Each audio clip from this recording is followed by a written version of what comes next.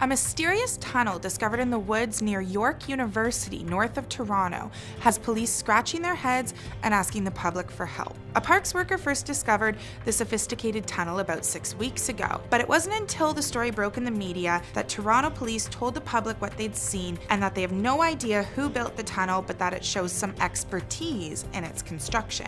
It almost looks like one of those tunnels used to transport goods into Gaza or across the Mexican-US border to transport drugs. But who could possibly be behind this mystery tunnel to nowhere? What does the engineering display tell us? To find out, we contacted University of Toronto geotechnical engineering professor John Harrison, who has been involved in tunneling since 1979. Here's 5 things we learned.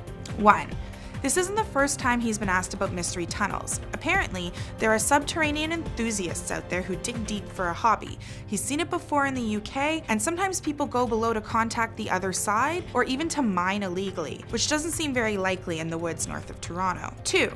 Whoever built the tunnel might have some construction experience, but it's unlikely to be an engineer or anyone with significant previous tunnel building experience.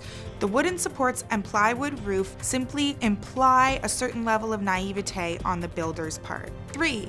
It likely took weeks, if not months, to build the tunnel. Harrison said about 34 tons of dirt would have had to be removed, and that's a lot of digging, especially because police say there's no evidence any power tools were used, so all of that dirt had to be carted out by hand. 4. It doesn't look like a survivalist tunnel because if you want to avoid a nuclear fallout or a pathogen, you'd likely go deeper. 5. There's no indication the tunnel was built for criminal activity.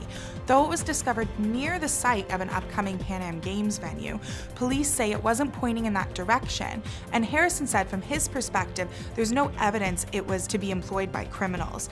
Perhaps it's somebody's hobby or someone's occult fantasy, but really, it's just a hole to nowhere. I'm Csanady for the National Post.